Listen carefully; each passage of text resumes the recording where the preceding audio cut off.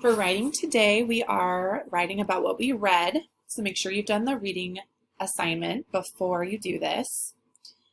So here are our two books, I Stink by Kate and Jim McMullen and Garbage Trucks by Mary Linden. So you're writing about something that you found interesting. So a good sentence starter is I notice. Make sure you have a capital I and a period at the end.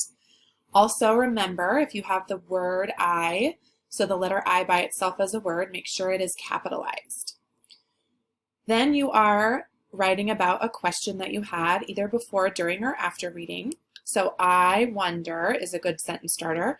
And at the end of this sentence, you'll want to have a question mark. And then you are making a connection to what you read. So this book reminds me of is a great sentence starter. Make sure you have a capital T and then a period at the end. When you have read your writing and made sure you've got capitals and periods or question marks, then please press the X and the blue turn in button.